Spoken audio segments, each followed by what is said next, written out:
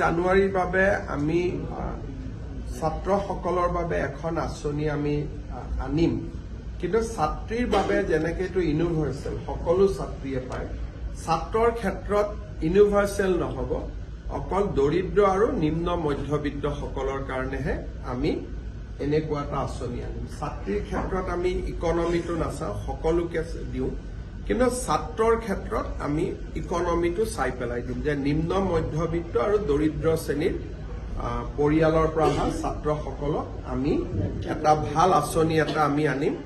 1 জানুৱাৰী তাৰিখে অসমত কেইবাটাও নতুন আঁচনি ঘোষিত হ'ব, ইও এটা তাৰ ভিতৰত এটা। জলপানী হ'ব, মাহে মাহে যিটো জলপানী পায়। আমাৰ কথাটো হ'ল ষ্টুডেণ্ট যাতে পঢ়ি থাকে আৰু দেউতাক মাকে যাতে বাৰ্ডেন ল'ব নালাগে। গতিকে ছোৱালীৰ ক্ষেত্ৰত এতিয়া দেউতাক মাকৰ বাৰ্ডেন 50%, আমি 50% লওঁ।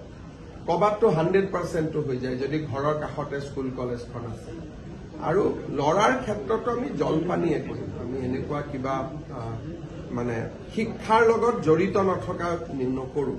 প্ৰত্যেকটো স্কিমৰে এটা আদৰ্শ থাকে, গতিকে আদৰ্শটোৰ অনুৰূপ আঁচনি এটাহে আমি লওঁ। ইউজুৱেলি আমি গভৰ্ণমেণ্ট স্কুলতে কলেজতে দিওঁ। প্ৰাইভেটত যোনে ইমান টকা লৈ এডমিশ্যন ল'বই পাৰে তেওঁলোকক আৰু 1000 টকাই তেওঁলোকৰ কাৰণেতো মেটাৰ নহয়।